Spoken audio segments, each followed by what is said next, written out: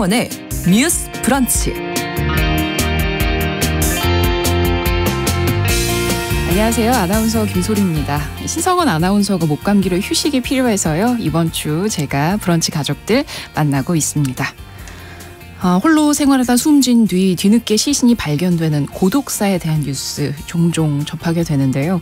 정부 통계에 따르면요. 지난 2021년 기준으로 3,300여 명 정도가 고독사로 숨졌고 현재 파악한 고독사 위험군은 152만 명으로 인구의 3% 정도를 차지하고 있다고 합니다.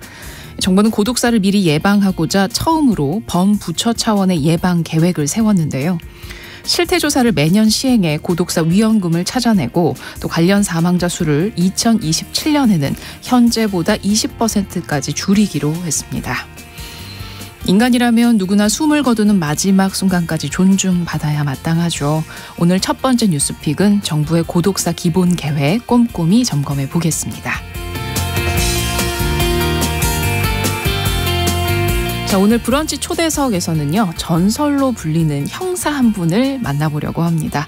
23살의 한국 경찰 역사상 최초의 강력계 여형사, 그 후 최초의 여성 강력 반장, 또 최초의 여성 마약 범죄 수사팀장 등 최초 기록을 끊임없이 세웠고요. 탈옥수 신창원, 또 연쇄살인범 정남규, 또 숭례문 방화 사건 등 굵직한 범죄 현장을 누볐습니다.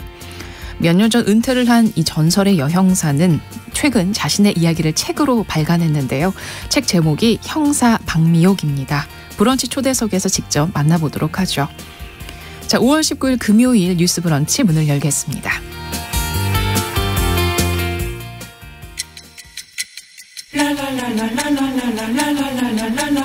듣고 공감하고 진단합니다. 우리 사회를 바라보는 새로운 시선. 신성원의 뉴스 브런치 뉴스픽. 뉴스 브런치는 청취자 여러분과 함께 만들어갑니다. 짧은 문자 50원, 긴 문자 100원이 되는 샵 9730으로 문자 보내주시고요. 또 콩 어플로도 많은 의견 기다리고 있겠습니다. 그럼 금요일의 뉴스픽 시작하겠습니다. 한겨레 신문의 박다혜 기자 그리고 장윤미 변호사 모셨습니다. 어서 오세요. 네, 안녕하세요. 네, 안녕하세요. 네, 반갑습니다. 자, 오늘의 첫 번째 뉴스픽입니다. 정부가 제1차 고독사 예방 기본 계획을 수립해서 발표했는데요. 이 내용 다뤄보겠습니다. 자, 이 고독사라는 게요. 어찌 보면 누구에게나 닥칠 수 있는 알 수 없는 미래입니다. 그러면은 일단 궁금해지는 게 고독사라는 게 법적으로 어떤 정의가 내려져 있나요? 그렇습니다. 사실 고독사 이러면 어떤 현상이기 때문에 홀로 고독하게 사망에 이르게 된다라는 개념이고 이게 법적으로 규율이 돼 있을까라고 생각할 수 있고 저 또한 그렇게 생각했는데요. 네네. 고독사가 들어가는 법률이 따로 있습니다. 고독사 예방 및 관리에 관한 법률이라는 법이 있는데요. 여기에 정의 규정에 보면 고독사가 정확하게 규정이 돼 있습니다. 네. 가족이나 친척과 단절된 채 혼자 사는 사람이 자살이나 아니면 병사 등으로 혼자인 임종을 맞이했고 단순히 홀로 죽음을 맞이하는 걸 넘어서요. 네. 시신이 일정한 시간 뒤에 발견이 되는 경우라고 돼 있는 겁니다. 그러니까 홀로 죽음을 맞이하시는 분들은 상당히 또 많으시죠. 네. 그런데 한참 동안 방치되다가 최근에도 한 여성분이 사망했는데 이게 대단히 빈곤층이나 그러지 않아서 30평대 아파트에 사는데 그 자식들은 외국에 살고 남편은 먼저 이제 사망했고 이런 상황에서 대단히 뒤늦게 발견이 된 거예요. 이런 상황을 법률적으로 고독사로 현재 규정하고 있습니다. 아, 그렇군요. 어찌 보면 정의가 명확히 내려져 있네요. 그럼 이 고독사가 현재는 얼마나 발생하고 있어요? 생각보다 상당히 많이 있습니다. 최근 지표가 2021년도 고독사 통계 지표인데요. 네. 3,378건. 이게 2021년도 한 해에 그렇다는 겁니다. 네. 그러면 1년이 365일이잖아요. 단순 계산을 해도 하루에 10명은 고독사로 사망하신다는 그렇네요. 거예요. 그리고 전체 사망자, 가족들이 임종을 지키는 경우, 병원에서 돌아가시는 경우 다 합쳤을 때 100명당 1.06명은 고독사로 사망하시는 경우라서 상당히 사회 문제화되고 있고 실제로 정부가 이런 맥락에서 대책을 발표한 것 같습니다. 그러게요. 이 1인 가구가 증가하면서 상대적으로 고독사가 늘어날 가능성도 더 높아 보이는데요. 그럼 이 고독사가 많이 발생하는 일어나는 연령대가 좀 정해져 있나요? 네, 특징이 사실 명확하게 있어요. 그래서 가장 많이 사망하시는 분들은 사실 50대, 60대 남성분들이거든요. 네. 그러니까 기본적으로 일단 50대 이상 사망자 수가 거의 한 절반 가까이 차지를 하는데 그 중에서도 사실 남성 사망자가 굉장히 많은 편이고 좀 구체적인 어떤 수치를 보면 2020년이랑 지난해에는 이제 50대, 60대 남성 사망자만 거의 전체 고독사 사망자의 절반을 넘어서시거든요. 네. 네, 그리고 이제 보통 이제 여성보다 한 4배. 근데 지난해에는 격차가 더 벌어져가지고 거의 5.3배 더 많은 수치를 기록을 하고 있고 네. 저희가 보통 이제 고독사라고 하면 사실 이렇게 약간 좀 50대 이상 중장년층의 문제라고만 생각을 할 수는 있는데요. 이제 사실 청년층도 조금 문제를 같이 봐야 될 것 같아요. 요즘 이제 뭐 고립 은둔 청년이라고 해가지고 이런 고립 문제를 겪고 있는 청년들을 다루는 정책들도 조금 이제 생기고 있는 추세거든요. 그래서 이 조사를 통해 살펴본 결과로는 이제 20대 30대 비중은 사실은 조금씩 줄고는 있지만 이제 2017년에 한 8.4%에서 지난해 기준으로 한 6.5%까지 줄어들긴 했거든요. 근데 이게 조금 자세히 들여다보면 안타까운 점은 이제 극단적인 선택을 하는 경우는 조금 연령이 낮을수록 비중이 높아요. 그래서 어떻게 보면은 조금 더 예방이 가능한 부분이라는 점도 좀 볼 수 있을 것 같습니다. 그렇군요. 자, 그리고 최근에도 언론 통해서 고독사로 뒤늦게 시신이 발견된 고인들의 기사가 연이어 나왔거든요. 네. 그 내용도 좀 전해주시죠. 네, 아마 다 많이 보셨을 거예요. 방금 변호사님이 말씀해주신 어떤 이런 30평대 아파트에서 이렇게 홀로 돌아가신 분도 계시고 이런 보통 사실은 이제 뭐 쪽방이나 고시원이나 거기를 가면 제가 얼마 전에 사실 종로구 인근에 고시원들이 좀 많잖아요. 근데 그 낙원동에 어떤 고시원을 간 적이 있는데 그 딱 한 층은 남성, 한 층은 여성에서 이제 그 어르신 1인 가구들이 살고 계시더라고요. 근데 사실 고시원 상황이 되게 열악할 수밖에 없는데 이제 그런 곳에서 이제 홀로 사시다가 아무래도 이제 돌봐주는 사람이 없으면은 사망한 채로 발견되고 그럴 경우가 높을 것 같은데요. 이제 그런 경우가 있고 제가 한 2년 전쯤에 이제 사실 이런 무연고 사망자, 그러니까 연고가 없어서 이제 홀로 돌아가신 분들을 좀 취재를 하면서 이제 알게 된 사실이 있는데 이렇게 고독사를 하시는 분들은 그러니까 일반 사망자랑 사망 원인에서 좀 차이가 나는 경우가 많아요. 그래요? 그래서 보통 이제 한국인들의 사망 원인이 가장 큰 거는 암이고요. 네. 그다음에 뭐 심장 질환, 그다음에 폐렴 뭐 이 순서대로 사실 그 가장 많은 사망 원인이거든요. 근데 이제 이런 무연고 사망자들을 보면 1위가 분류할 수 없는 증상이나 징후 이렇게 꼽히는 경우가 많아요. 그래서 이게 왜 그럴까 이렇게 살펴보면 사실상 그러니까 사인 미사이거든요. 불상이거든요. 근데 왜 그럴까 보면 이분들이 평소에 병원을 가서 자기가 주기적으로 진료를 받거나 하질 않기 때문에 이게 구체적으로 어떤 치료 기록이나 진료 기록이 없어가지고 이제 의사들 입장에서도 이거의 사인은 무엇이다라고 이제 명백하게 진단을 내리기 어려운 경우가 많고요. 그리고 좀 아무래도 이게 대부분 이 고독사 살해 기사들을 보면 뒤늦게 발견되는 경우가 많아요. 왜냐하면은 예를 들어 몇 번 찾아갔는데 응답이 없어서 아니면 고지서를 계속 발송을 했는데 요금이 연체가 돼서 혹은 아니면 어디선가 퀴퀴한 냄새가 나서 이제 그럴 때야 이제 사람들이 뭔가 이상하다라고 주변에서 이제 인식을 하기 때문에 늦게 발견되면 시신이 부패하거나 하는 경우도 많고 그러다 보면 이제 사인을 쉽게 알 수 없는 경우가 많아서 대다수는 이제 기타 혹은 불상 이런 식으로 좀 사망 원인이 드러나고 이거는 사실 한국뿐만이 아니라 전 세계적으로도 사실 홀로 돌아가시는 분들은 이런 경우가 많다고 하더라고요. 들을수록 참 안타깝고 네. 씁쓸한데요. 네. 그럼 정부가 추산하기로는 이 고독사 위험군에 놓여 있는 인구는 얼마나 된다고 보고 있어요? 상당히 높습니다. 지금 저희가 계속 이야기하지만 고독사로 돌아가시는 분들의 상당수가 50대 남성층이라고 하잖아요. 이 원인을 분석한 제가 뭐 보고서를 봤는데 이혼이랑 대단히 밀접하게 관련이 돼 있다는 거예요. 저희가 이혼 소송을 또 하다 보면 실제로 자녀 양육권 등은 모친에게 가는 경우가 상당히 많습니다. 거의 대부분이에요. 왜냐하면 정서적 유대관계 실제로 양육하는 주 양육자가 어머니인 경우가 많아요. 그럼 이혼을 기점으로 50, 60대 남성들은 홀로 살게 되는 경우가 많고요. 여성은 뭐 양육 그리고 자녀 교육 그리고 부양을 같이 담당하는 경우가 많습니다. 그래서 50, 60대 남성이 많은데 이 중에서 보건복지부가 그러면 고독사 위험군을 추계를 한번 해봤습니다. 일단 1인 가구를 대상으로 조사를 해본 거예요. 네. 표본은 9,471명 대상으로 조사를 했는데요. 고독사 위험군은 2,023명, 이게 21.3%를 20%가 넘습니다. 네. 그렇다면 위험군이라고 이 평가하는 기준은 무엇이었냐? 이를테면 장애가 있다거나 경제적 어려움에 처했다거나 정서적인 곤란함이 있는 경우. 그런데 이게 또 세대별로 많이 달랐습니다. 네. 청년들 같은 경우에는요. 경제난이 상당히 문제가 됐고요. 정서 불안의 문제가 있었습니다. 아무래도 취업난 여러 가지 사회적으로 자리 잡는 데 있어서 지금 여건이 좋지 않은 상황 반영된 것으로 보이고요. 중장년층 같은 경우에도 마찬가지로 경제 사회적 문제, 사회적 유대관계가 상당히 끊어지는 경우가 많고 또 경제적으로도 뭔가 일용직 이런 좀 좋지 않은 일자리를 많이 이제 갖고 있는 경우들이 많아서 이 부분도 위험군으로 분류가 됐고요. 사실 노인층 같은 경우에는 집계를 내보면 30% 이상이 기능 제한 이런 표현을 쓰는데 실제로 거동이 불편한 경우가 셋 중 2명 꼴이라는 겁니다. 그래서 생애 주기별로 이렇게 위기 요인이 다른 것으로 통계가 나오기도 했습니다. 그렇군요. 그러면 전체 위험군이 인구 전체 한 3% 그렇습니다. 정도로 추산이 된다는 건데요.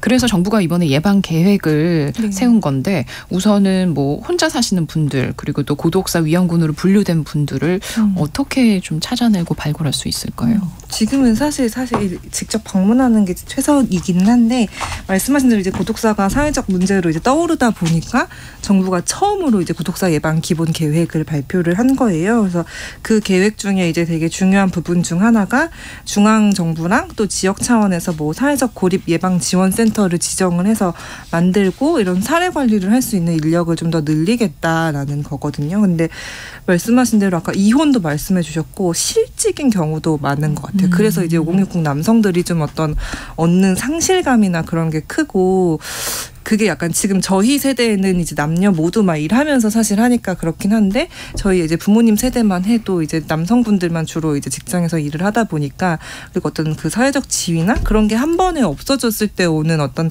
상실감 그런 거를 극복할 수 있게 만드는 게 좀 필요한 것 같아요. 근데 지금 일단 서울시에는 제가 서울시 사례를 좀 들고 싶은 게 서울시에 이제 사회적 고립 가구 지원 센터가 이미 운영이 되고 있거든요. 그리고 최근에 이제 그거 사례 발표를 하는 토론회를 제가 들었었는데 보니까 이제 지자체 차원에서 좀 이제 그러니까 사실 이거 담당하시는 분들을 좀 이제 발굴을 해가지고 그거는 이제 그 지역의 주민이 될 수도 있고요. 아니면 어떤 동년배의 다른 노인이 될 수도 있고요. 그래서 좀 이렇게 하실 분들을 모집을 해서 이렇게 직접 예를 들어 1인 가구가 많이 거주하는 곳을 좀 찾아내서 문을 진짜 두드리시더라고요. 제가 봤더니 사례 관리를 하기 위해서. 그러니까 일단은 발굴을 하는 게 필요한데 이분들이 집 밖으로 잘 나오지 않기 때문에 일단 저희가 가야 되는 거죠. 그래서 보면은 예를 들어 1인 가구가 많은 다세대 뭐 주택이 있는 곳, 빌라들이 있는 곳 가가지고 뭐 진짜 그냥 뭐 안녕하세요 이렇게 안부 묻는 거에서 시작을 한다고 하더라고요. 그래서 그렇게 해서 좀 사례를 발굴하기도 하고 또 하나는 예를 들어 그 지역의 상점이나 슈퍼마켓에서 쓸 수 있는 쿠폰 같은 걸 드리기도 한대요. 그러면은 어쨌든 그거를 쓰기 위해서라도 나오니까 나와서 예를 들어 슈퍼에 있는 직원분들이나 이야기만 조금 나누는 경험을 해도 그게 또 약간의 어떤 고립감을 해소하는 데 도움이 되기도 하고요. 이런 서울의 주요 구에서 이제 하고 있는 정책들을 보면 그 아까 말씀하신 그런 남성분들이 약간 이런 사회적 관계를 맺거나 이런 게 또 서투르는 분들도 있어서 그런 분들을 같이 이제 모아서 서로 관계 맺을 수 있도록 좀 도와주신다거나 아니면 뭐 비슷한 연령대에 있는 분들이 서로 1대1로 좀 그걸 이제 노 케어 이렇게 부르기도 하더라고요. 그래서 이렇게 좀 도와주신다거나 하기도 하고 아니면은 이제 좀 자원봉사자 분들을 받아가지고 이런 고립된 가구랑 같이 뭐 한 달에 한 번씩 주기적으로 뭐 야외 활동을 하게 한다던가 이런 식으로 이루어지고 있기는 하거든요. 근데 좀 이제 고민을 할 필요는 있을 것 같아요. 이게 저는 계속 예를 들어 어떤 이게 자원봉사의 형태로 계속 이루어지는 게 맞나라는 고민이 들기도 했거든요. 왜냐하면은 이거는 갈수록 굉장히 큰 사회적 문제가 될 텐데 이게 어떤 이 주민분들의 자발적인 어떤 선의에만 기대서 이렇게 계속 진행되는 게 맞을까? 약간 이런 생각도 좀 들고 이게 조금 근데 이제 체계적으로 혹은 이 일을 하시는 분들도 제대로 된 일자리로 자리 잡으려면 조금은 더 시간이 필요한 것 같아요. 근데 어쨌든 가장 중요한 거는 가서 얼굴을 마주하고 인사를 나누고 그런 식으로 한두 마디라도 대화를 해보는 게 가장 좀 그 첫 걸음이라고 하더라고요. 그렇죠. 뭐 요새 뭐 워낙 SNS도 발달하고 맞습니다. 뭐 스마트폰이나 뭐며 초연결 사회라고까지 할 정도인데도 결국 인간은 맞아요. 대면하고 인간을 맞아요. 직접 만나고 상대해야 살아갈 수 있는 존재. 그게 정말 라는 맞는 생각이 것 많이 같습니다. 드네요. 네. 또 혼자 살기 편하게 온갖 편의 서비스가 정말 잘 갖춰져 있는 시대인데도 맞습니다. 결국은 인간은 인간의 온기가 필요한 존재인가 봅니다. 자, 청취자 4222님께서요. 고독사 너무 많아서 걱정이고 안타깝습니다. 정부와 가정이 더 관심 가지고 신경 써야 할 것 같습니다 하셨고요. 8649님께서는 정부에서는 복지 사각지대 그리고 소외된 계층 더 따뜻하게 보듬어 주셨으면 좋겠습니다 하셨습니다. 자, 앞서 고독사가 중장년층이 절반 이상을 차지한다고 말씀을 해주셨어요. 참 의외였거든요. 저는 왠지 더 어르신들 뭐 8, 90대 뭐 막 이렇게까지 생각을 했는데 지금 5, 60대면 사실 우리 사회에서는 아직 젊고 한창 일하실 때잖아요. 요새 얼마나 허리입니다. 허리. 네, 평균 연령이 높아졌는데 그래서 좀 의외였는데요. 이에 맞춘 대책도 필요할 것 같아요. 그렇죠. 아까 짚어주신 대로 여러 사회 현상들 때문에 이혼이나 아니면 실직 이런 사유로 홀로 살고 있는 50, 60 세대가 상당히 많다는 겁니다. 그렇다면 여기에 맞춤형 서비스를 이번에 정부 대책에 어떻게 녹여냈느냐. 아까도 위험군으로 분류될 때 중장년층은 건강 문제 그리고 실직 문제가 상당히 좀 위험군이라고 판단할 수 있는 근거로 작용하고 있거든요. 그래서 일단 정부에서는요. 혼자 사는 단독 가구 50, 60 중장년층에 대해서는 보건소에서 직접 방문해서 건강 체크를 해주겠다라는 대책 내놨습니다. 질환관리. 아까 사망하더라도 이 원인 불상으로 나오는 평소에 이렇게 건강관리를 제대로 의료기관을 통해서 할 수 없다는 점을 정부에서 좀 보완해 주겠다는 게 하나가 있고요. 실업 문제와 또 이 고독사가 같이 연결이 돼 있다 보니까 왜냐하면 사회적 네트워크가 단절되다 보니까 정서적 유대적 관계가 완전히 없어지다 보니까 끊어지다 보니까 그냥 고독사 한참 지나서 이 죽음이 수습되는 겁니다. 그래서 재취업을 할 수 있도록 도와주겠다. 평생 교육 그리고 어떤 재사회화의 어떤 서비스를 정부에서 지원해 주겠다라는 맞춤형 대책을 내놓은 상황이고요. 전반적으로는 일단 5년 주기로 지금 이 실태 조사를 하고 있다고 해요. 그런데 이제 고독사 1인 가구 관련해서 1년 단위로 이 위험군을 즉각 좀 발굴할 수 있도록 이 주기를 좀 줄여서 조사를 하겠다는 대책도 있고요.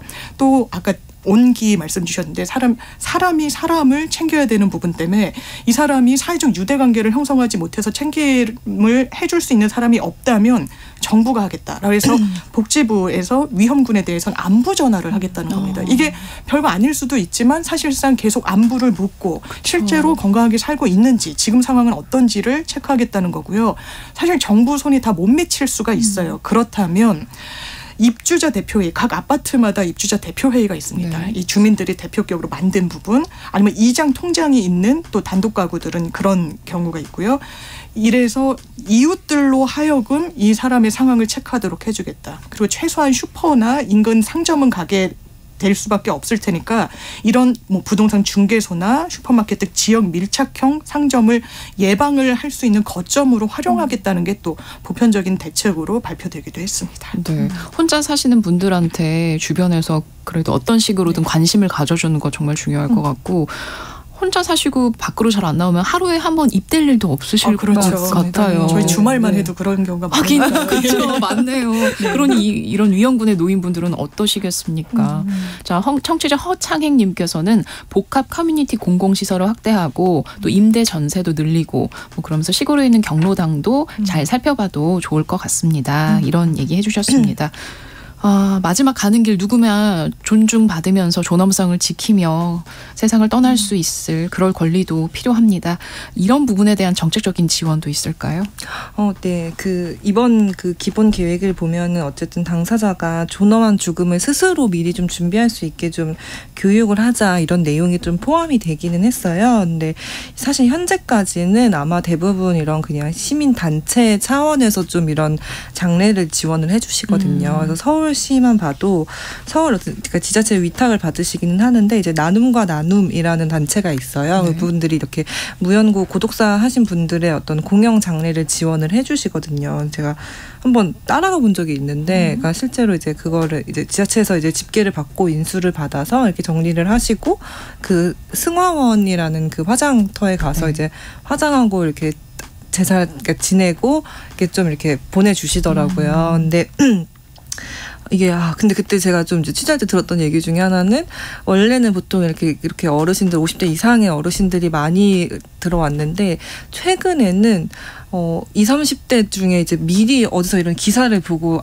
찾아서 전화를 해서 제가 혹시 미리 등록해 두고 언젠가 제가 연락이 안 되면은 저를 좀 해줄 수 있냐 이런 전화가 오는 일이 좀 늘어났다고 하시더라고요. 그게 좀 마음이 아팠어요. 근데 사실 이거는 이제 이미 이분들은 다 이제 사망자가 발생하면 그 뒤에 장례를 지원해 주시는 분들이다 보니까 그런 건 우리가 어렵다라고는 이제 말씀을 하셨대요. 근데 이런 경우들도 참 많이 늘어나고 있구나라는 생각이 들어서 이런 무연고 장례 지침이 사실 복지부에 다 있기는 있어요. 근데 이거를 아마 지자체 차원에서 수행을 할 텐데 이런 절차적인 부분뿐만이 아니라 아까 그 계획에 담긴 대로 스스로 사실 워낙 1인 가구가 많아서 내 죽음을 내가 어떻게 맞이해야 되겠다. 그리고 이런 걸 어떻게 준비해야 되겠다라는 이야기와 대책이 더 많이 얘기돼야 될 것 같아요. 아직 얘기가 많이 안 되는 것 같고, 그러니까 그게 자꾸 사회에서 이렇게 좀 이 양성화해가지고 좀 얘기하는 게 좀 필요하지 않을까 약간 좀 그런 생각도 듭니다. 그러게요. 이제는 그 범위와 숫자가 너무 늘어나서 그냥 쉬쉬하고 넘어갈 문제는 아닌 것 같아요. 장 변호사님 덧붙일 얘기 있으세요? 일단 이게 대가족 제도가 완전히 와해되면서 개인이 그냥 홀로 사는 가구로 내몰리는 측면이 있거든요.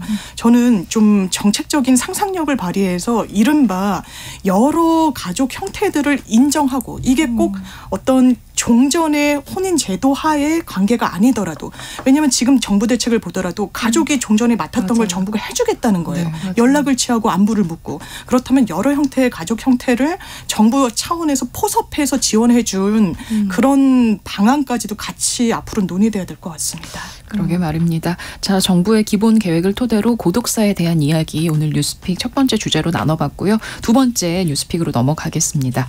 자, 아이들이 가장 안전해야 할 어린이 보호구역 스쿨존에서 사고가 끊이질 않고 있는데요.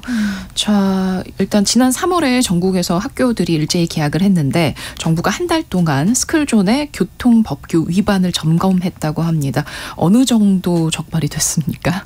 네, 행정안전부가 이제 개학해가지고 초등학교 주변을 이제 전국에서 조사를 했다고 해요. 그래서 뭐 교통안전, 뭐 환경, 뭐 식품안전 이런 여러 가지 분야를 조사를 했는데 저희가 이제 교통안전 경우만 보면 이제 불법 주정차나 과속 같은 이런 법규 위반 행위가 47,000건 정도나 적발이 됐다고 해요. 불과 한 달 만에요. 그리고 이제 뭐 노점이 있거나 아니면 이제 통행을 좀 방해하는 적치물이 있는 경우가 한 4,700건 정도 돼서 총 한 5만 건이 넘는 사례가 적발이 됐고, 그래서 조치를 이제 가능한 취했는데 그 이로 인해서 이제 과태료나 범칙금을 부과한 그 액수 전체 범위가 한 53억 건이 넘었다고 해요. 정말 많죠. 네, 한 달 만에.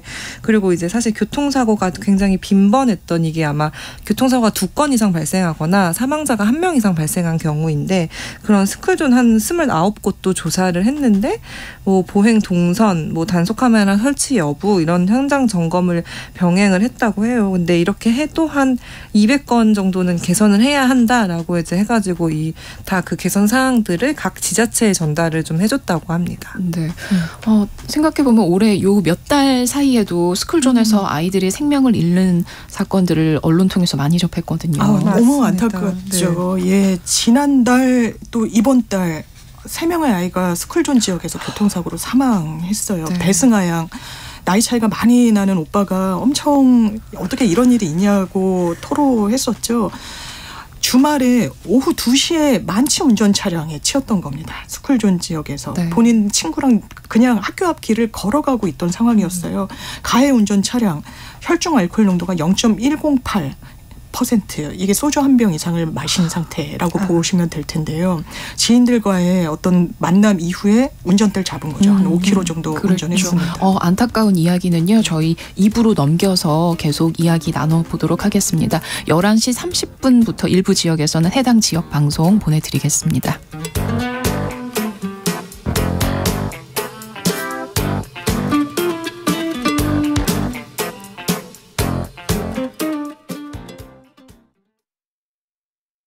지금 시각은 11시 30분입니다.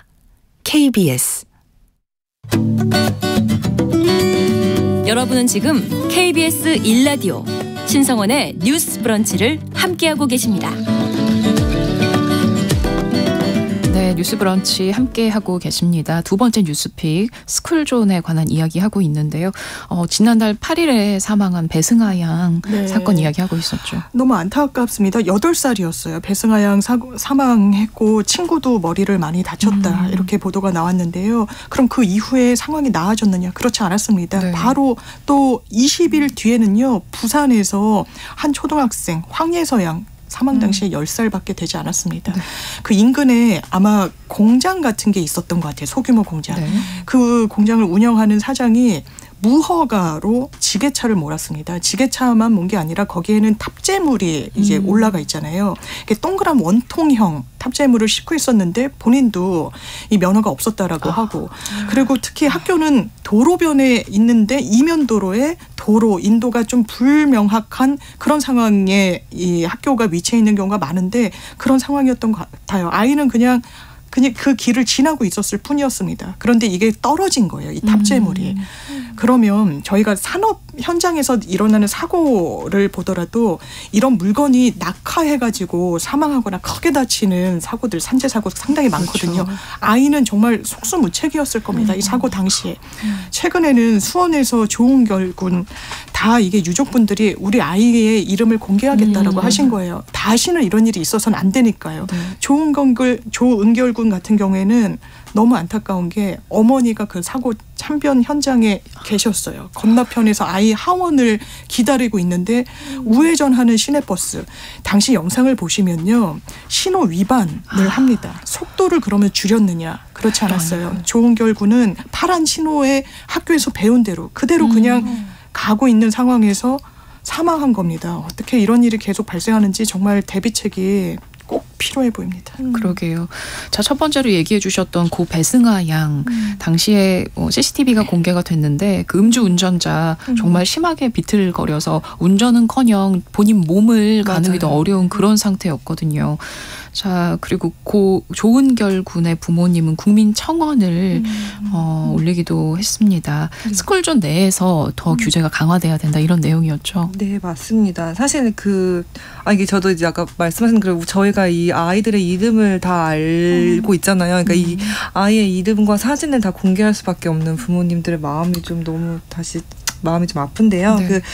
아실 거예요. 2020년 3월에 이제 민식이법이 시행이 돼서 거기에는 이제 어린이 보호구역에 무인 단속 장비 설치하는 걸 의무화해달라라고 했는데 이제 이걸로 충분치 않다고 부모님들은 이제 느끼시는 거죠. 그래서 청원 내용을 보면 이게 교차로 회전 구간과 그 횡단보도 간 그 사이의 거리를 좀 더 확장해달라.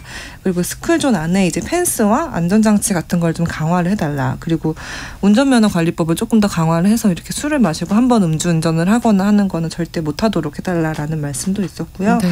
그다음에 스쿨존 안에 이런 CCTV 관제 시스템이 있는데 그걸 통해서 신호 위반이나 과속 같은 걸 단속을 해달라. 네. 그리고 아까 그 짐이 떨어진 얘기를 해주셨는데 그래서 이런 운수 차량에 대한 안전운전도 좀 계도를 좀 적극적으로 하고 단속 좀 해달라 이렇게 좀 확실한 조치를 이제 부탁을 하셨어요. 근데 이게 말씀하신 대로 이렇게 자주 그러니까 저희가 얼마 전부터 우회전 할 때도 한번 멈췄다 가는 맞아요. 게 이제 시행이 됐잖아요. 근데 그것도 저도 이제 뉴스를 통해서 사례들을 보니까 아직 명확하게 인지하는 운전자분들이 없으시더라고요. 그래서 이런 것도 좀 적극적으로 좀 사실 좀 평소에 지켰으면 좋겠다. 약간 이런 생각이 들기도 합니다. 네. 또 다른 희생자였던 민식이의 이름을 딴 민식이법도 시행이 되고 있잖아요.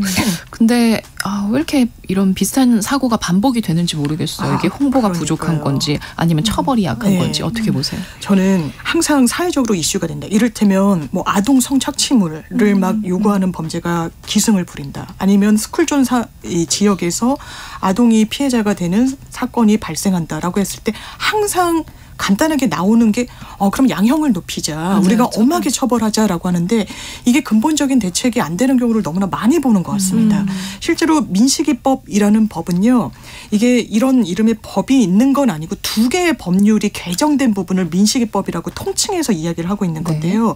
2022년도 3월부터 시행이 되고 있습니다. 한 축은 안전관리 시스템을 어떤 물리적으로 확보를 하겠다는 거예요. 시설이나 CCTV 등. 도로교통법을 개정해서 스쿨존 지역에는 신호등을 의무 설치하고 과속단속 카메라도 설치를 하겠다는 게 한 축이고요. 또 처벌의 방점이 맞춰진 게 특정범죄 가중처벌 등에 관한 법률로 해서 스쿨존 지역에서 주의 의무를 위반한 채 아동 사망 사고를 냈다. 내지는 아동 상해 사고를 냈다라고 하면 가중해서 처벌을 하겠다는 겁니다. 그래서 사망을 한 경우에는 3년 이상의 형. 이거는 하한선이 정해져 있기 때문에 이 상한의 기준이 없는 거예요. 상당히 크게 처벌받는 거고 상해는 1년에서 15년형까지 가능하도록 하겠다는 건데요. 여기서 주의 의무 위반이 요건이기 때문에 정말 부지불식간에 아동이 막 튀어나온다거나 본인이 주의 의무를 다 했는데도 사고를 방지하지 못하는 경우까지 처벌하는 건 아닙니다. 아니고 그렇군요.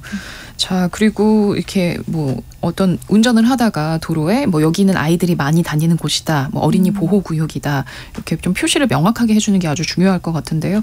또 경찰이 노란색 횡단보도를 포함해서 스쿨존을 알리는 그런 여러 장치도 도입한다더라고요. 그렇습니다. 이 횡단보도 내용을 보면요, 이 사진을 보면 지금 흰색으로 돼 있잖아요. 근데 이걸 노란색으로 바꾸겠다는 거예요. 훨씬 눈에 잘 띄게. 운전자들한테 한번 설문조사를 해봤다고 합니다. 실제로 운전하는데 더 조심하게 되냐. 굉장히 많은 수치, 10명 중에 6명이 그렇다라고 답변했다는 거예요. 앞으로 올 7월부터 이 시행할 예정이라고 하고요.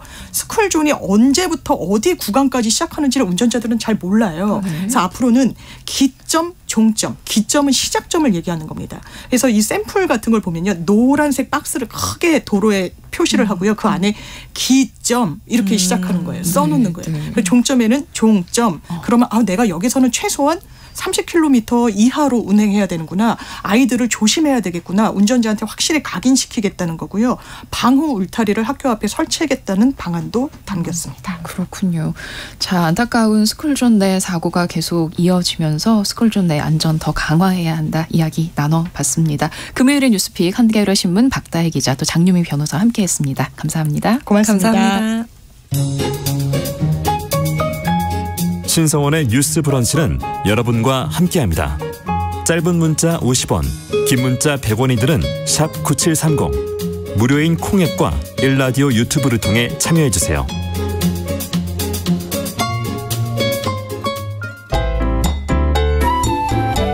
오늘의 인물을 만나봅니다. 뉴스 브런치 초대석. 자, 오늘 초대석에서 만나는 분은요. 최초라는 타이틀이 참 많이 붙는 분이십니다. 23살에 한국 경찰 역사상 최초의 강력계 여형사셨고요. 또 최초의 여성 강력 반장이기도 했고 최초의 여성 마약 범죄 수사 팀장이기도 했습니다. 자, 본인이 세운 최초의 기록들을 갈아치우면서 한국 여형사의 역사를 세워온 분인데요. 이분이 은퇴한 이후에 형사의 삶을 엮어서 책으로 발간하셨습니다. 제목은 형사 박미옥이고요. 네, 이 주인공 만나보겠습니다. 박미옥 반장님 어서 오세요. 안녕하세요. 아이고 반갑습니다. 반갑습니다. 제가 오늘 나오신다는 말씀을 듣고 책을 얼른 사서 좀 읽어봤거든요. 그러면서 어떤 분이실까, 어떤 이미지실까 막연하게 좀 생각난 게 있었는데 완전 다르세요. 생각했던 이미지랑. 패션 모델 같죠? 네. 아니 상당히 패셔너블하시고 세련된 분이셔서 좀 깜짝 놀랐어요. 형사는 세련되면 안 되나요? 그건 아니지만 그건 너무 잘못된 선입견이죠. 네. 자, 제가 어떤 직함으로 반장님을 불러야 하나 고민을 했는데 반장이라고 불러달라고 하셨더라고요. 어떤 의미실까요? 당시에는 순경으로 형사를 출발해서 강력 반장, 네. 수사 반장처럼요. 반장이 되기도 어려웠고 사실은 그 반장은 도장으로 구속영장을 신청할 수 있는 직입니다. 그러니까 중턱을 넘어서고 새로운 시작을 해야 되는 직급. 그러면 지금 현재 저희 대직이 또 다른 중턱을 넘어서고 새로운 시작이라서 반장이라는 이름이 초심을 줘서 참 좋은 것 같습니다. 그러시군요. 사실 저도 직장 생활을 하다 보니까 어떤 선배님들을 만나고 호칭을 할 때 그분이 계셨던 가장 높은 직위로 불러드리는 게 예의라고 생각을 했거든요. 넘의 가장입니다. 그런 거구나. 알겠습니다. 자, 책 제목이요. 형사 박미옥입니다. 뭔가 나는 일생 평생을 형사로 살아온 그런 자신감, 자부심이 느껴지는 그런 제목이에요. 네. 어떤 의미로 지으셨어요? 형사인데 인간이죠. 그리고 박미욱인 저입니다.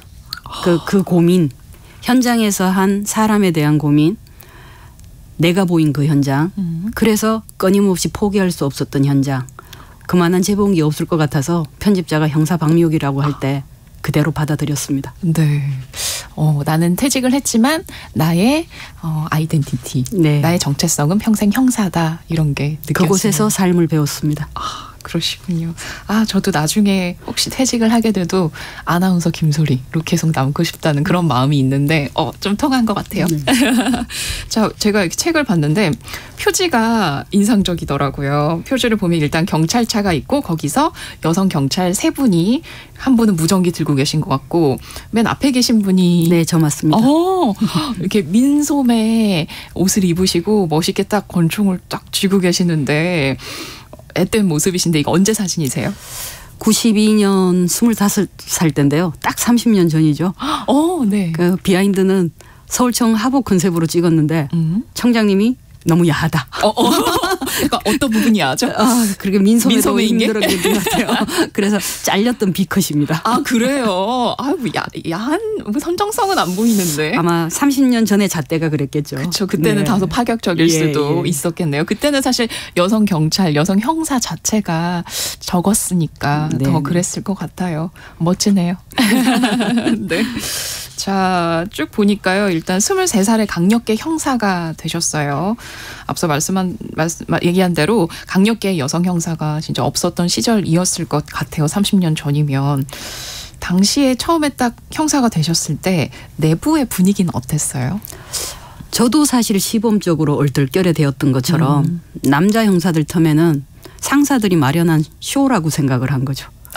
약간 네. 생색내기. 이 쇼가 언제 맞추기. 끝날까. 네.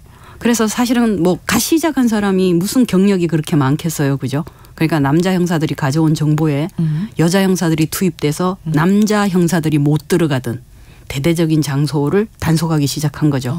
근데 시민들의 호응이 너무 높은 거예요. 그래서 심지어 여형사 8080이라는 드라마가 만들어졌을 정도로. 네. 그래서 조직 내부에서 나서라함보다는 시민들의 환영이 나중을 더 지속적으로 만들어준 그런 분위기였습니다. 또 근데 그렇게 시민들의 지지를 받을 수 있었던 배경에는 또 열심히 하시고 활약이 있었기 때문에 그랬던 거 아닐까요? 아닙니다. 기다렸던 것 같습니다. 가려운 곳을 걸거주기를. 네. 이해하지 못하는 시선으로 아마 국민들을 위로해 주기를 바라지 않았나. 그게 이제 부녀자 납치 사건이든 아니면 한증막 단속 시에 한쪽은 열심히 고소덮치는데 한쪽은 열심히 힐링해야 되는 아주머님들이 아마 환영했을 것 같습니다. 그러시구나. 네. 아니, 말씀을 한마디 한마디가 되게 재치가 있으시네요. 아유, 감사합니다. 말씀을 참 정돈돼 있게 정제되게 참 잘하시네요. 제가 글을 읽으면서도 굉장히 글솜씨가 좋으시구나 생각을 했는데 역시 간결 조소체죠. 맞네요. 근데 제가 또 그런 걸 좋아하거든요. 네네. 저도 과거에 뉴스를 하면서 앵커멘트를 쓰면서 늘 간결을 굉장히 중시했기 때문에 책 읽으면서 보니까요. 뭐 연쇄살인범이었던 정남규, 또 숭례문 방화 사건, 뭐 이런 굵직굵직한 큰 범죄 현장에 많이 계셨더라고요. 또 우리나라에서 가장 유명한, 이런 수식어를 써도 될지 모르겠지만 가장 유명한 탈옥수인 신창원도 검거를 하셨고요. 신창원이 박 형사님 보자마자 딱 일어나서 인사를 했다고 적혀있어서 그때 내용 좀 얘기해 주시겠어요? 사실 제가 잡은 건 아니죠. 그때 당시는 순천경찰서 형사들이 잡았고요. 네네. 저는 8개월간 수사를 하면서 신창원의 애인 여자분 10명을 만나서 신창원이 어떤 음식을 좋아하는지 그리고 어떤 길로 도망을 다니는지 경찰관을 어떻게 피했는지 그리고 사람들에게 어떻게 접근하는지를 연구했고 그것을 이제 신고 자료로 검문 검색 자료로 배포를 했었는데요. 저 또한도 이제 추적하면서 의문이 그때 당시 맥가이버 머리가 굉장히 화제가 됐습니다. 네네. 이 머리를 미용실에서 자른단 말이야. 그래서 미용실을 탐문하던 과정에 신창원이한테서 밝혀지지 않은 강도강간 사건을 밝혀낸 사례가 있고요. 그런데 이제 잡히고 난 뒤에 부산교도소 깊숙이 그 피해 사례를 조사하기 위해서 들어갔는데 신창원이가 벌떡 일어나서 저한테 뭐 숨 쉴 틈 없이 인사를 하는 거예요. 그래서 저 알아요? 라고 한 거죠. 그랬더니 미용실 잡지에서 봤다는 거예요. 그래서 우리는 어찌 보면 미용실은 달랐지 모르지만 미용실 동기입니다. 저는 신창원의 숨은 범죄를 찾은 거고 신창원은 미용실에서 잡지에서 저의 얼굴을 안 거죠. 사실은 아찔한 기억입니다. 그렇죠. 만일 길거리에서 부딪혔으면 그 탈주범은 저를 알아봤는데 그쵸. 제가 과연 알아봤을까? 사실은 등골이 오싹한 순간이었습니다. 맞아요. 책에서도 그 내용 쓰셨던데 네. 그 수개월을 오직 그 탈옥수 신창원만을 연구하면서 지내셨던 거잖아요. 그래서 그 반장님의 연구를 토대로 동선을 또 유추하고 찾아내서 신창원을 검거할 수 있었던 거고요. 근데 사실 신창원이 막 도망을 다닐 때 좀 이상한 분위기도 있었어요. 막 영웅처럼 묘사가 되기도 하고 그러면서 유명세도 탔고요. 근데 열심히 현장에서 탈옥수 잡기 위해서 일하시는 형사분들 입장에서는 그런 잘못된 인식들이 좀 힘드셨을 것 같아요. 많이 힘들었습니다. 저희도 그 분위기에 눌리기도 하고 두렵기도 하고요. 무슨 의적인 것처럼. 네네. 그래서 끊임없이 신창원에 대해서 이런 수사가 있었다라는 말을 하는 것에 대해서 그때 당시 수사팀은 우리가 존재했다는 걸 말해줘서 고맙다라고 하시는 분도 있고요. 그다음에 탈주범이 검거되고 이제 언론에서 찾아왔죠. 이게 도대체 어떻게 된 현상인지. 그래서 이미 그때 이게 티켓 다방의 어떤 사회적 부조리 때문에 가능한 일이었다고 그때부터 이미 말하고 있던 내용이었습니다. 그러게요. 또 내용을 책을 읽어보니까 범죄 현장에서 만난 여성들의 이야기를 많이 담으셨더라고요. 뭐 집장충 얘기도 있었고요. 또 형사님에게 조언을 얻어서 형사 역할을 한 배우 이야기도 있었고 또 박사방 수사하면서 힘들어했던 여성 후배의 이야기도 있었습니다. 범죄 현장에서 만난 여성 중에서 뭔가 가장 기억에 남는 인물이랄까? 그런 분이 있으면 얘기해 주시죠. 가장 기억에 남는 이 말은 가장 어려운 것 같습니다. 네. 매번 한 분 한 분이 힘들었고요. 이렇게 질문을 받으면서 떠올려 봤습니다. 이 책 또한도 한 꼭지 한 꼭지 쓰면서 제가 떠올린 기억들이고 제 내상을 찾아낸 기억들이라서 그러다가 오늘 이 질문을 받으면서는 책에 없는 또 다른 피해자를 한 분 기억하는 게 데이트 폭력 사건의 피해자분이셨는데 네. 아주 급한 상황이었어요. 저희가 상담했을 때 위험해 보였고 그런데 피해자분한테서 너무 중요한 일정이 있어서 그 일정이 끝나는 대로 바로 사건을 하기로 했죠. 그런데 아마 데이트 상대였으니까 남자분이 그러셨나 봐요. 아름답게 마무리 짓고 싶다. 우리가 성당에서 만나서 조용히 헤어지자. 지금까지 너무 미안했다. 그 말을 믿고 나가신 거죠. 그게 마지막이셨어요. 골목길에서 찾아낸 주저앉아 있는 피해자의 모습을 보고 한동안 사람을 만나기 어려웠습니다. 물론 책에 또 나온 사례에서 어떻게 그 남자의 정액을 물고 2시간을 걸었을까라는 피해자분도 나오지만 결국은 일어난 일보다 그 일에 일어서기를 바라는 피해자들이 더 많은 것 같고요. 제발 주저앉아 있지 않고 잘 살기를 바라는 피해자들이 너무나 많네요. 그러게요. 방금 이야기해 주셨던 그 부분을 저도 책을 읽으면서 너무 많은 감명을 받았거든요. 그 구절 읽어드리고 싶어요. 때로 삶은 더럽고 비루한 방식으로 우리의 따귀를 치지만 옳은 마음으로 살아가고자 하는 사람은 그로 인해 근본적으로 훼손되지 않는다. 옳은 사람들은 늘 위기와 복병에 맞닥뜨리지만 그 모든 것을 딛고 끝내 옳은 방향으로 나아간다. 이 글을 읽으면서 좀 울컥했거든요. 그래서 제 SNS에도 막 올려놓고 그랬는데요.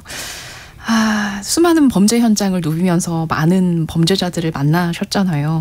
아무리 그게 내 일이고 업이라고는 해도 겁나고 두려운 상황은 많으셨을 것 같아요. 맞습니다. 매번 범인을 잡고 초반은 그랬던 것 같아요. 초짜 시절, 중짜 시절, 한 중반기까지는 범인을 잡고도 엑셀레이터 위에 달달달달 떠는 제 발을 감당해야 된 시간이 있었습니다. 그리고 나서 중참이 되고 고참이 되고 리더가 되면서 이 상황을 책임지지 못하면 어떡하나라는 두려움도 있었던 것 같고요. 그래서 매 순간 진지한 사람이 좋았고 매 순간 다양한 시선을 듣는 데 노력했고 어찌 보면 긴장의 30년이었을 것 같고요. 매번의 성장통에 피해자가 저를 키웠던 것 같고 사회 큰 변화가 저의 확장성을 요구했던 것 같고 그리고 한 건 한 건 본 사이에 30년이 된 게 아닌가라는 생각을 합니다. 네. 매일의 그런 뭐 긴장감, 두려움, 뭐 책임감 이런 걸 안고 살아야 하는 그 삶이 좀 버겁게 느껴진 적은 없으셨어요? 제가 선택한 삶이잖아요. 아, 내가 선택했어도 힘든 건 힘든 거잖아요. 시작하면서 깨달았어요. 시작할 때 그것은 생각이었다는 걸. 그리고 실체 있게 살아내는 건 매우 현실적인 문제고 매번 제가 그 존재로 살아내줘야 되는 문제이더라고요. 그래서 저는 밀당이라는 말을 좋아합니다. 제가 생각한 세상이랑 제가 살아가야 될 세상 사이에 나를 지키면서 살아가는 거. 그걸 저는 밀당했다고 표현합니다. 어떻게 한마디 한마디가 이렇게 주옥 같으세요. 정말 깊은 성찰을 하셔서 나오는 말이고 글이라는 게 되게 느껴지네요. 형사 현장이 성찰을 하지 않을 수가 없죠. 않을 수가 없는 곳입니다. 네, 그러실 것 같아요. 자, 그리고 최근에 뭐 청소년 마약 문제가 큰 화두가 됐거든요. 근데 마약 수사 팀장도 역임을 하셨었잖아요. 책에 그 내용을 봤거든요. 딱 한 번에 마약은 없다. 근데 정말 아무리 호기심에서 뭐 난 한 번 해보고 그냥 벗어날 수 있어라고 하더라도 그게 불가능하다는 거죠. 네네. 그래서 어찌 보면 그 한 번의 호기심으로도 하지 말아야 되는구나를 또한 현장에서 배운 거죠. 네, 그렇기 때문에 저는 그분들을 굉장히 유약하기 때문에 의존하는 약이 필요했던 사람이기도 하고 한편으로 보면 호기심 때문에 시작한 사람이기도 했다. 그런데 마약 자체가 향정신성 의약품인 거잖아요. 네. 그야말로 정신을 지배한다면 엄벌보다는 재할. 그리고 교도행정에서도 몇 년의 형이 중요한 게 아니라 인간에 길들여진 중독된 그것을 뭔가 치료해 줄 수 있는 게 병행되지 않으면 마약은 엄벌에 처하는 걸로는 해결이 되지 않는다고 생각합니다. 그러시군요. 청취자 여러분들이 많은 문자 보내주고 계신데요. 2938님, 박미옥 형사님 존경합니다. 바로 보내주셨고 남국민님께서는 말씀 한마디 한마디 카리스마 최고입니다. 하셨네요. 그리고 이영균님께서는 위험하고 힘든 일을 묵묵히 해주시는 분들이 계셔서 사회가 안전하게 돌아가는 거죠. 감사하고 수고 많으셨습니다. 하셨네요. 감사합니다. 네, 이야기 계속 이어갈게요. 뭐 강력계는 특히나 뭐 이른바 남초라고 불리는 집단이잖아요. 예전에는 더 그런 분위기가 심했을 것 같고요. 여성이기 때문에 느끼는 차별이나 시선은 상당했을 것 같은데요. 여자가 말이야 이 소리는 일상으로 들은 것 같고요. 여경의 역할이라는 게 말이야 라고 또 말하는 것도 늘상 들었던 말 같습니다. 하지만 그래도 현장에서 살아내려고 존재하려고 하던 중에 이 탈주범 수사 때도 사실은 책에 나와 있습니다마는 그래도 한 6년 차 경력 갖고 당당하게 그 수사팀의 보강 인력으로 간 거잖아요. 그러니까 그 자리에서 그 여성 비속어인 냄비가 왜 왔냐는 말을 듣는데 하지만 그대로 참아서는 안 될 것 같아서 아유 주방기구 얘기하시니까 주전자는 가만히 계시라고 그랬죠. 그리고 그것보다 더 먼저 보인 건 그때 당시 팀장님의 외로움이었죠. 막막히 그 전국을 떠돌면서 탈주범을 추적하는 그 팀장님의 외로움이 그분을 더 보게 했던 것 같고요. 그리고 그다음 이제 강남경찰서 강력계장 갈 때 기자분이 와서 립스틱 정책이냐고 물었을 때 그러게요. 그런 말이 있었어요? 저는 사실 립스틱을 잘 바르지 않거든요. 아유, 그분이 뭘 모르고 말씀하셨네. 그래서 순간 그래도 시간은 드려야 될 것 같아서 서울 시내에서 제가 강력계장을 해본 적이 없다든가 저의 형사 경력이 부족하다든가 그리고 제가 해본 사건들이 어이없을 만큼 자질이 없어 보이면 지금 기자님 말씀을 정중하게 받아들이겠다. 그런데 기자님이 저에 대한 정보가 조금 필요하신 것 같으니까 시간을 드릴 테니까 그렇지 않다면 이 발언은 여성 비하 발언으로 알아듣겠다. 그리고 나서 반전이 되었을 때도 그렇죠. 그 기자분의 말보다 당시 책임져야 될 저의 위치가 더 보였던 거겠죠. 그리고 그 다음 날부터 웃을 수 있으면서 얘기하고 대응한 게 또 다음을 또 약속하게 하잖아요. 그래서 지금만 중요한 게 아니라 다음이 있기 때문에 재치 있게 웃고 넘어가면서 제 스스로 소주 한 잔 먹으며 아유 이 태생적 한계 어쩔 거야 라고 하고도 넘어가고요. 형사에서 배운 건 저도 편견이 있습니다. 어떤요? 제 경험치의 한계, 제 생각의 한계. 타인 앞에 멈춰서면서 생각하기 때문에요. 저에게 그 비하 발언이나 편견 어린 말을 했던 그분 또한 자기 경험 안에 자기 가치관 안에 가졌던 편견이었을 거라고 생각하고요. 그게 다가 아닌 사회이기 때문에 살아온 게 아닌가 생각합니다. 네. 아, 참 면전에서 갑자기 그런 뭐 비하하는 말, 비판하는 말을 들었을 때 우리가 이성적으로 대처하는 게 좀 쉽지 않은 상황도 많은데 어떻게 이렇게 재치까지 곁들여서 딱 받아칠 수 있었는지 이런 게 내공일까요? 형사한테 배운 이골이잖아요. 아이고. 그리고 범인한테 이겨낸 배짱이고요. 네. 아유, 말씀 나눌수록 참 깊은 분이다라는 생각이 드는데요. 몇 년 전에 여경 무용론이 나온 적도 있었어요. 2022년이었죠. 인천 층간소음 흉기 난동 때였는데요. 여경이 현장 대응을 좀 미흡하게 했다. 그 부분을 또 책에 적으셨더라고요. 이게 성별의 문제가 아니라 매뉴얼의 문제다. 딱 핵심을 짚어주신 것 같아요. 저도 두려운 게 있고요. 남자는 두렵지 않나요? 있겠죠.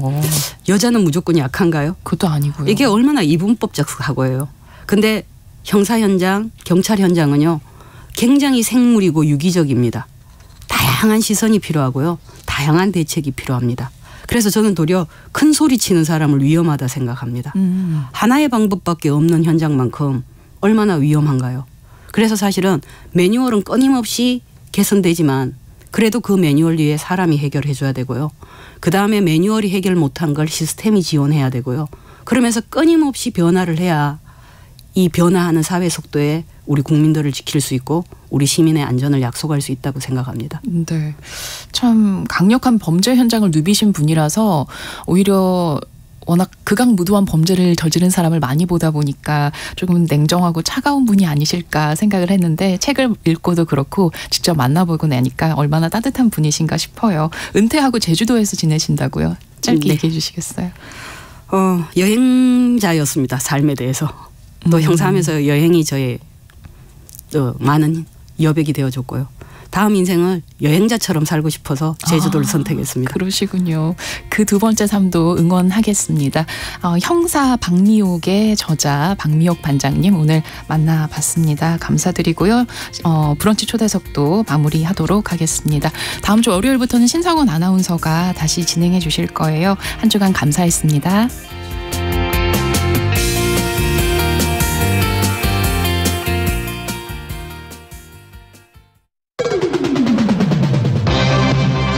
여기는 여의도 스튜디오 현장. 시사 전문 채널 KBS 1라디오의 하이라이트 소식 전해드립니다. 오늘의 움직임에 주목하는 경제 뉴스. 평일 아침 9시 5분 성공예감 이대호입니다에서 만나보세요.